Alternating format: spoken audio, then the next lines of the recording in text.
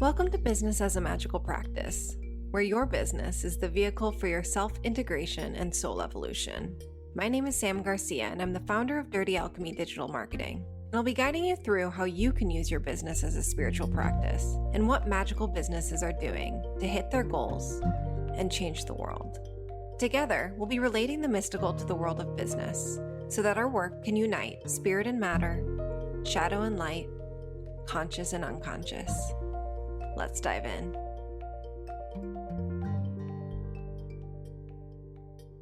So today we're talking about how to make your customers love you and your online program. First of all, yay, you did it. You got over your fear of showing up and you created a program that you were totally excited about. And you already know it's going to change people's lives. Not only that, but you launched it and it was a freaking success. Congrats! But you're not done here. If you've already read our 8 phases of a numinous launch guide, you know that launches aren't over after enrollment closes. You've done all the hard work to get new customers, clients, or members in. Now it's time to love up on them so that they fall in love with you and want to keep coming back for more. So first of all, if you want a successful online program, your customers need to actually go through the program. No matter how amazing, life-changing, mind-alteringly badass your online course or membership is, it's never going to succeed if your customers don't go through the program. With so many thought leaders and influencers creating online programs these days, and with all of the valuable content that people are giving away for free on webinars, on YouTube, on Instagram, Facebook Live, most of us are getting an onslaught of information and inspiration from every direction. As I've heard many people say, and as you already know, people are distracted and the internet is noisy. While this is great in so many ways, it really sucks that your customer can very easily get distracted from ever doing a single part of your program. Who out there has joined a membership and then never ever logged into the membership portal? It can't just be me. I have actually seen the stats, so I know it's not me. It's actually super duper common. So this is a recipe for cancellations and refund requests and losing those clients you worked so hard to secure. And you won't get testimonials and case studies that you deserve. If only all the people who signed up would have just friggin' consumed your content and did the work. Seriously, they're missing out. Luckily, there are solutions to this popular problem. Today, we're sharing the best tools for making sure people fully show up to your program. First of all, let's go through a few of our favorite software tech integrations that you can use. The first one is Eventable. Eventable is an online tool that allows you to easily reach customers through their calendar. It only takes a minute to add your live broadcast with the date, time, and link to your Eventable account, and then it's one simple click for your audience to see your events on their calendar. You can choose which audience sees the event too, so you can broadcast your event to people in your program or people who haven't joined yet. And it is free. There's a free plan and a paid plan, so you can try out the free one just to get a taste. So how does this actually help your online program? As Marie Forleo loves to say, if it's not scheduled, it's not real. If your live broadcasts are not on your program participants' calendars, do you really expect them to show up? If you've been in the online program game for a while, you probably already know the answer. No.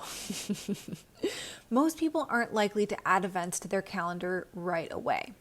I know I can be guilty of this sometimes too. Even if they're really excited to attend your live broadcast, if the responsibility rests on them to remember the date, time, link for it, they're likely to lose track of it in the chaos of their daily lives. Even if you're sending email reminders. I know I've had a broadcast I've wanted to attend, and I'm like, gosh, I know that they've probably sent an email, but it's just too overwhelming to find it in my inbox. Not gonna lie, don't judge me.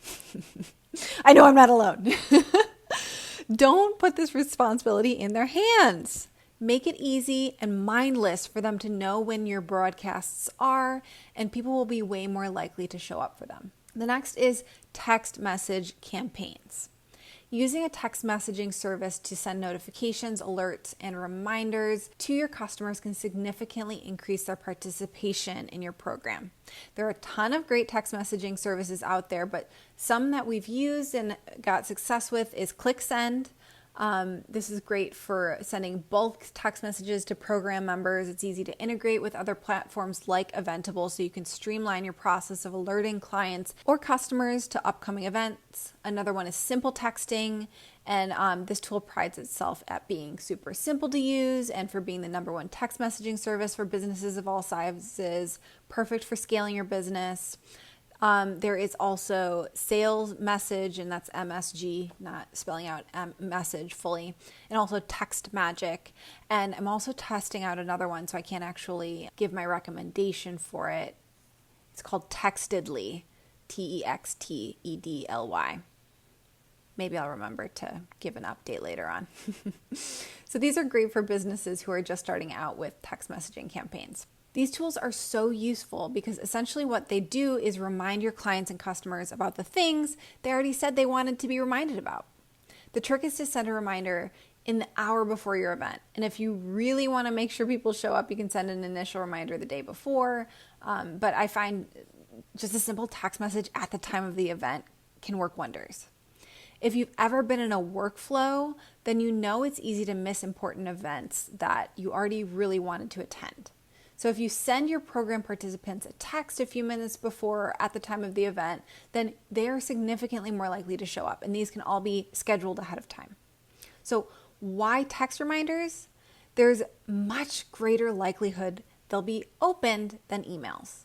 Where the average open rate for an email is around 20%, the average open rate for a text message is 98%. This seems super obvious, but very few businesses are using this technique. Another one is Calendly. If you have a smaller program or you have small group elements like accountability groups within your program, within your larger program, Calendly is a great tool. You can create calendar events that your program participants can sign up for, and when they do, Calendly will email them and text them before the event at the time you set up.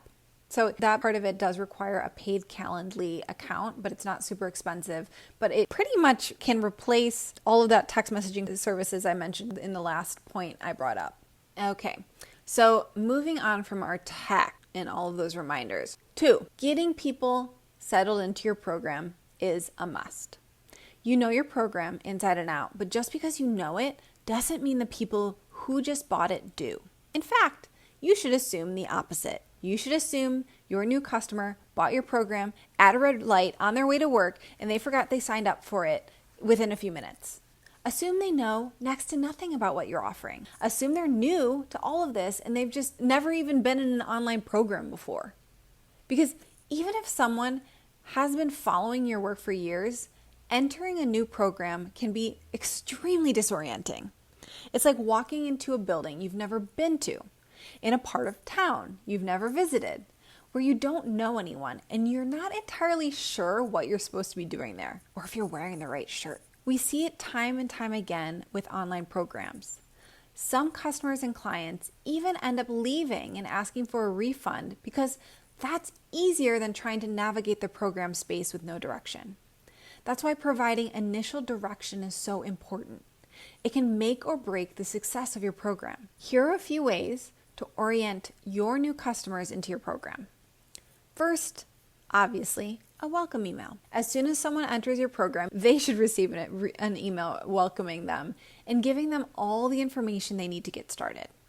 Don't make them search around in the membership for this information. Put it right in front of them so it's easy to access and reference. Tell your clients and customers explicitly about the first steps you want them to take. Include links to anything relevant.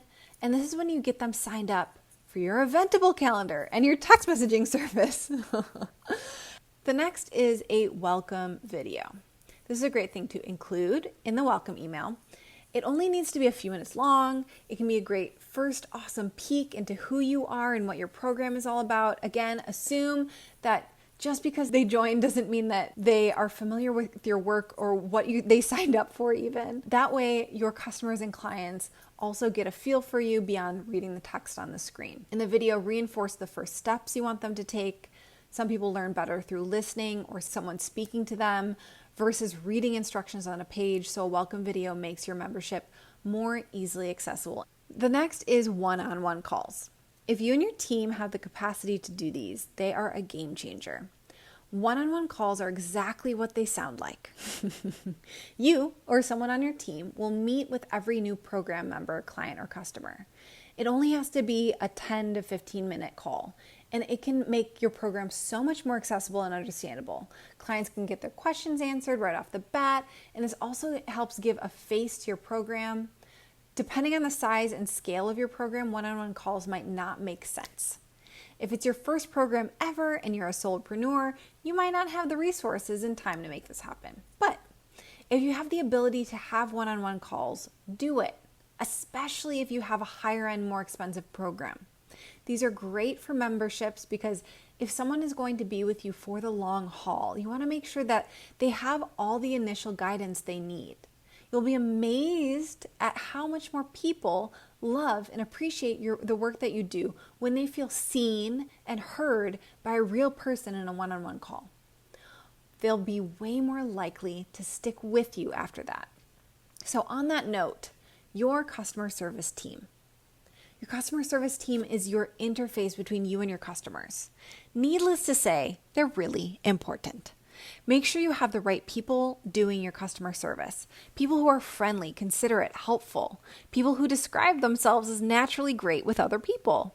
We all think of a negative customer experience. I know I do. Hello, AT&T. And they can also think of positive ones.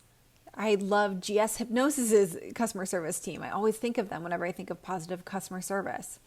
We tie that customer service experience to our understanding of the brand as a whole. And one bad experience can completely turn someone off from your business. Do not take hiring a customer service person lightly. And of course, empower your customer service team with the information they need. I've seen online businesses that didn't have a system in place for their sales and launch team to keep their customer service team informed about the launch and the new program. Everyone was so busy in their corner of the business that they just weren't talking to each other. Not ideal.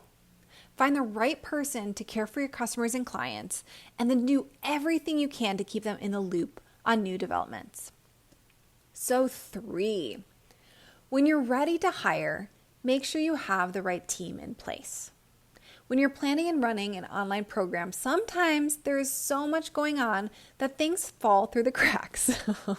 That's what your team is for, to delegate responsibilities so you aren't overwhelmed with everything that needs to be done, to handle issues as they arise so things don't get out of hand, to make your program smoother and your life easier. It seems obvious then that you should be prepared to put a lot of time and effort into building the best team possible. Have the right team, and we'll be outlining this in detail in a future podcast episode, so stay tuned for that. And also get on our email list if you don't want to miss anything, so subscribe to this podcast, obviously. So the basic team setup for online programs is, and this will obviously range greatly depending on your revenue, depending on how long you've been in business, depending on your program size. But here are all of the check boxes you can go through. A customer service specialist or a customer service team, depending on how big your actual program is and how big your audience is. A community manager within your actual program so that it's not just on you and they can put out any fires. An operations person or program manager. And also facilitators and coaches in addition to yourself. This will help you scale beyond your current business. As your client base grows, you need additional facilitators that can take on your coaching role for some of them to use. And even if you're not a coach or selling life coaching or other business coaching or anything like that, it is really good to have a coach within your program because, as you know, mindset and spirituality and things that are a little more intangible and inside of our brains affect our success on such a huge level that bringing in that sort of side expertise into your program can really up-level it and help your members and customers and clients get to that next level much quickly, get that transformation that much quicker. So, bonus element, plan for more and more success. Design your online program with the next 2 to 3 years in line. Most course and membership creators create out of passion and excitement. This is a beautiful thing, but it may not be the best thing for long-term success. When you're creating your program or when you're relaunching your program, use some serious brain energy to envisioning your program a few years out. That way, you'll be prepared to scale your program as your wildly successful business grows. As you think about your program in the future, ask yourself, how would you like the program to look over the next few years? How many people would you like to have in it? How involved would you like to be? Will you need to hire and train people to take some tasks off your plate? How can having more people in your program make it better? Can you hold that vision and intention? And just a side note with that, I've seen people who started a program with, and they got hundreds of people into it and were super excited to have it keep growing and growing and growing, not realizing that as you get more people into it, it suddenly gets a life of its own. Different problems come up that you have to address. So thinking about this even years ahead of time of what would my program look like with 2,000 people in it versus 200 people in it, or 5,000 people in it versus 100 people in it, can really help you because they're just different animals. And actually planning on that from the start can change everything. So that is how to make your clients love you and your online program. So excited to share this with you today. It's been such a blessing to help quite a few businesses launch their online programs, run their online programs. So hopefully a little bit of this behind the scenes of larger programs can help you. And if you have any questions, head on over to Instagram. We are at The Dirty Alchemy. Would love to answer any questions over there, connect with you over there, hear about your online programs over there. And of course, subscribe, rate, and review the podcast. It really helps. And have a wonderful week.